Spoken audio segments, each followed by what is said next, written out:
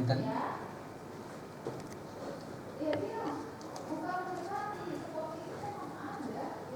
Karena aku jadi dapat pacar nggak? Wow. Dukung. Oke. Soalnya mamaku kasih delegasi untuk bagi tugas ke ini karyawannya. Oke. Sip. Oke. Katanya habis ngajalakin lu ya. Pak.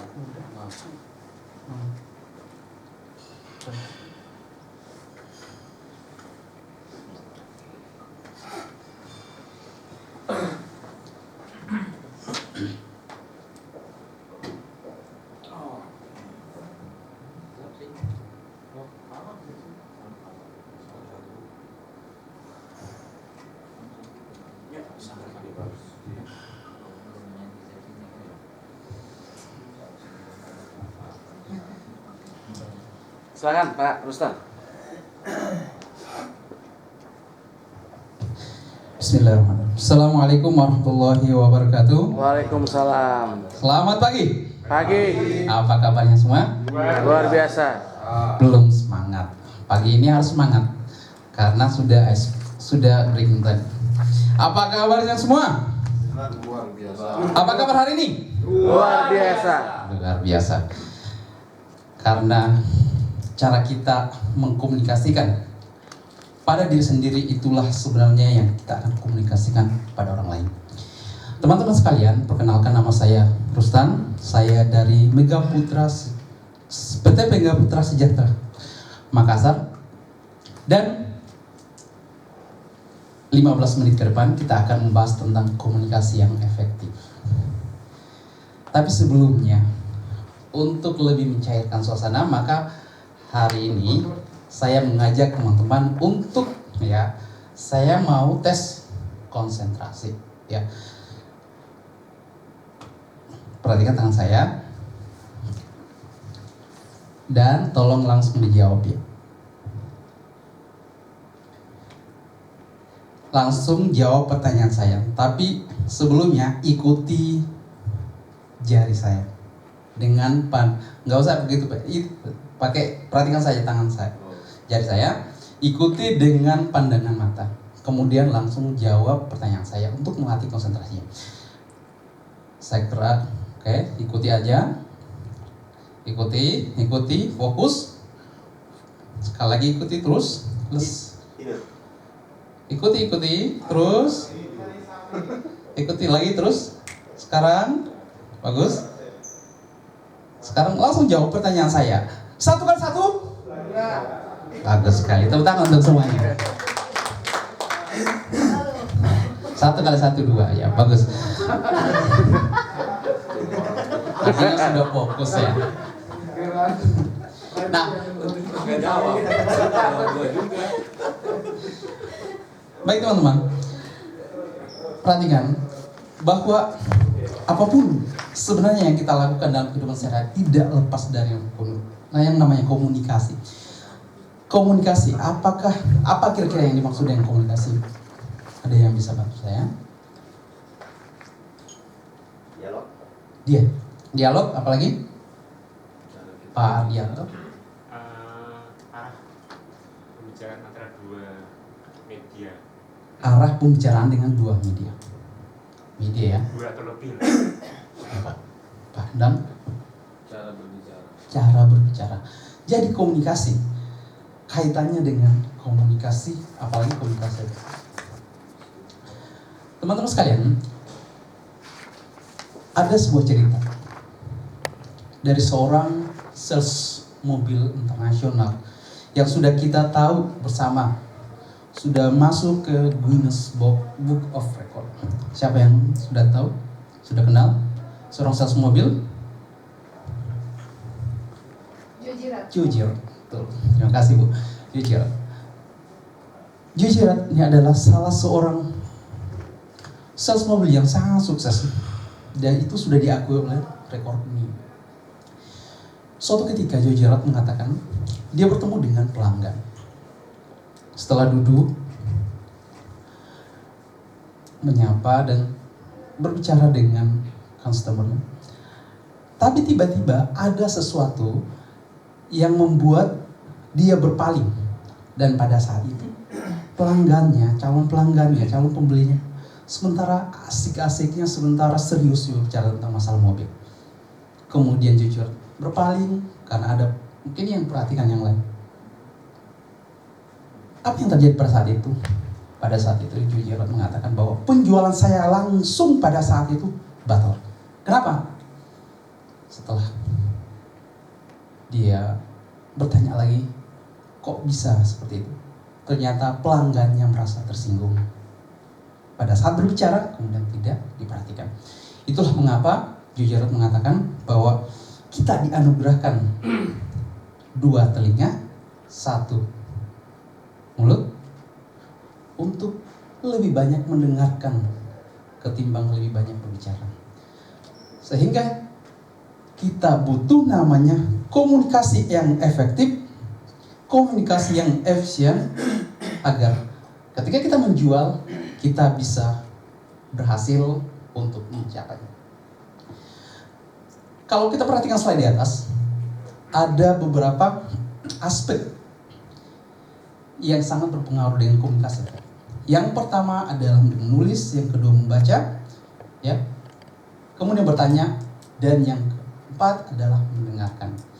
Ternyata salah satu kunci untuk komunikasi yang efektif ini adalah mendengarkan. Tidak usah jauh-jauh lah Pak, Ibu sekalian. Di lingkungan keluarga saja kadang terjadi clash antara suami dengan istri. Kenapa? Karena faktor tidak bisa mendengar, tidak bisa merasakan apa yang ingin. Teman-teman sekalian, jadi saya ingin membahas tentang bagaimana sebenarnya komunikasi yang efektif.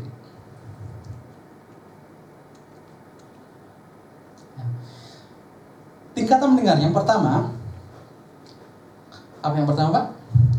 Tidak mendengarkan sama sekali. Yang kedua adalah berpura-pura. Yang ketiga adalah hanya mendengar yang ingin dengar. Yang keempat, mendengarkan dengan penuh perhatian. Dan yang paling terakhir adalah mendengarkan melalui telinga, mata, dan hati untuk memahami atau lebih pada empati. Kita sebagai sales, yang diinginkan adalah bagaimana kita betul-betul bisa memberikan perhatian yang sangat ya, pada calon pelanggan kita. Sebab apa? Inilah salah satu kunci pertama untuk sukses dalam menjual. Dengan cara empati ya. Apa itu empati Pak? Pak Giono, empati itu apa? Semacam apa? Semacam kira-kira apa? Empati itu mendengarkan sesama kali ya. Mendengarkan. Jadi, Empati ya. Bedanya empati dengan simpati apa ya? kalau simpati simkat.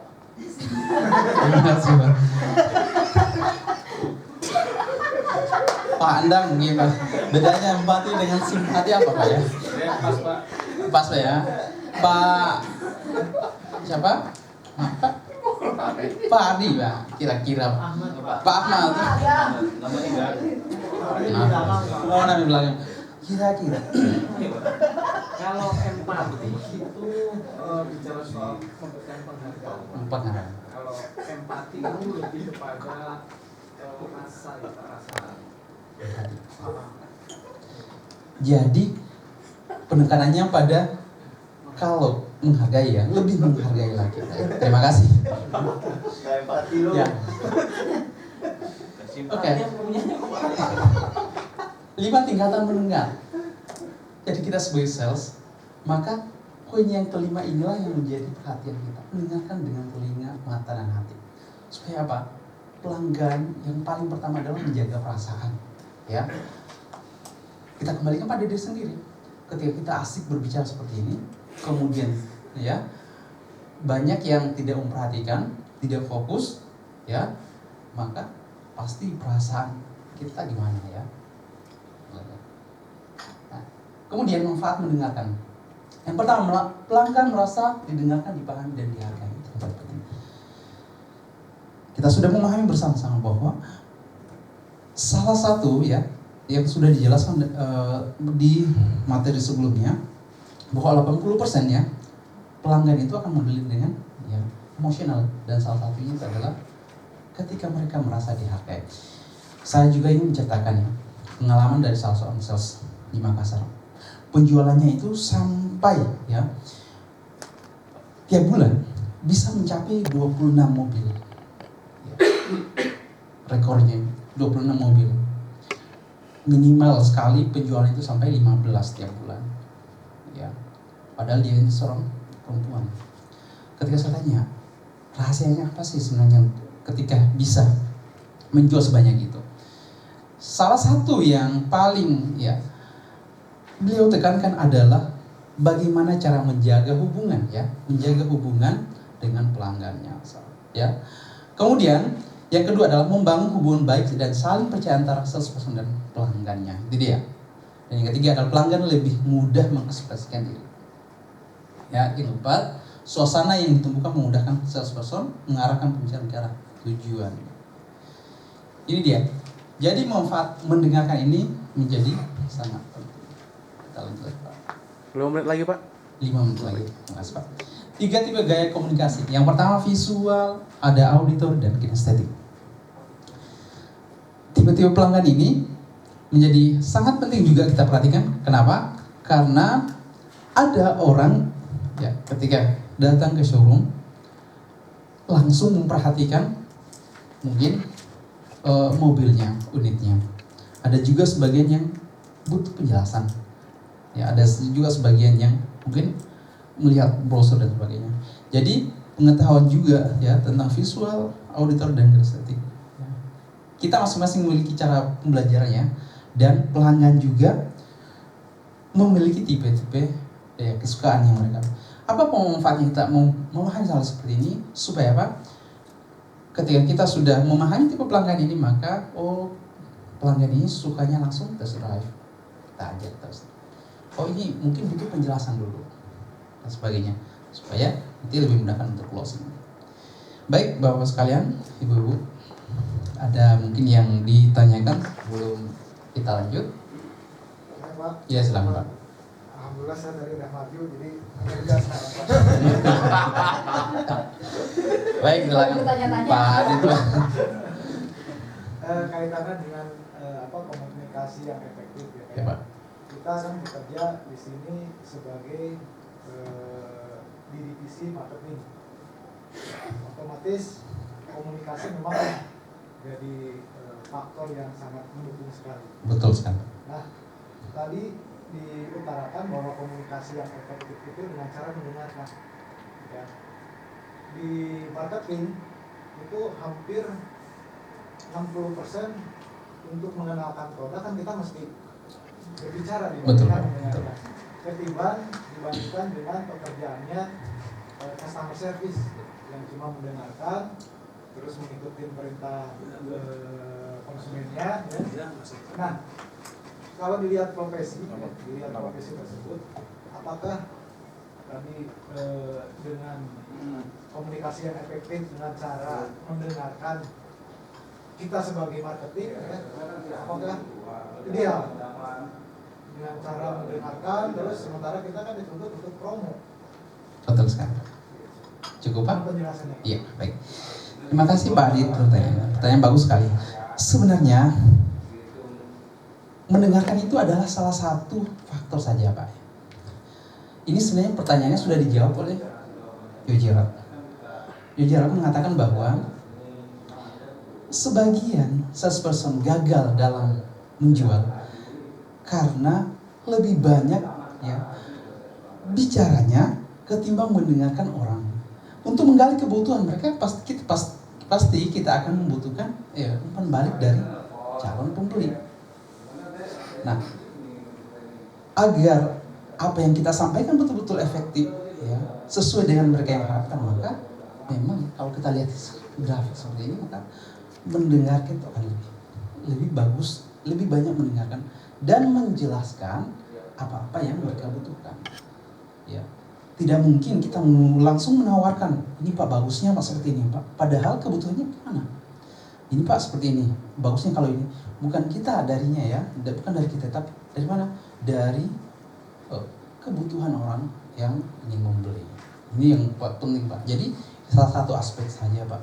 Ya, disinilah kemudian penekanannya bahwa mendengar itu pengaruhnya sampai 45% dari penjualan. Bukan berarti kita tidak menjelaskan, jelas, tapi disesuaikan dengan bagaimana kita efektif dalam menggali, menjelaskan kebutuhan-kebutuhan yang mereka. Ingat Pak ya bahwa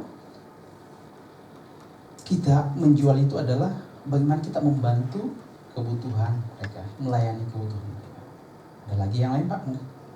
Bu? Saya Ya silakan Pak Markus. dari grafik ini kan kita kan sales, Betul Pak. semuanya persentasenya ada di situ, mendengar, menulis, membaca, nyangkut masalah fit salesnya kapan kita ngomongnya, kok nggak ada di diagram ini, kan aneh kan?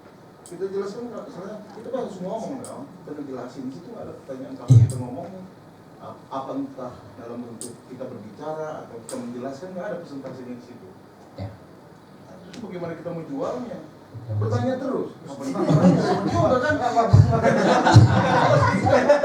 Aneh nih udah. Kita sales, kita nggak pernah ngomong di sini. Bagus. Ya bagus sekali. Tanya. Sebentar Bang, kapan saya menjawabnya? Baik. Terima kasih Pak Markus. Jadi jadi kalau kita perhatikan di atas, maka mungkin kapan sebenarnya kita berbicara atau menjelaskan? Ya, tentu di bagian ini bertanya. Sebenarnya kita menjelaskan itu mungkin ya lebih banyak pada bagaimana kita menggali motif. Ya. Dan ya tentunya Pak pasti kita menjelaskan di sini ketika mereka bertanya sesuai dengan apa yang mereka butuhkan. Ya di bagian sini Pak tanya. Diagram baru bertanya dan menjawab di situ. Ya pastilah kita jawab. Tidak mungkin bertanya. Ya. Dan jelas ini salah satu bagian saja Pak yang mungkin saya jelaskan. Waktunya habis Pak. Pak Ruslan, waktunya habis. Waktunya habis Pak. Terima kasih. Kalau mau ini bisa. Oh, Terima kasih Pak. Ya. Ya, saya cuma mau menambahkan yang tadi Pak Markus bilang, kapan kita berbicara. Pada saat kita bertanya kan pasti kita berbicara. Sales itu akan lebih baik daripada banyak ngomong, lebih bagus banyak bertanya. Karena dengan bertanya kita kan bicara, mendengarkan, jadi kita dapat informasi dari customer. Kalau cuma kita yang berbicara, sales yang berbicara, itu customer yang menang.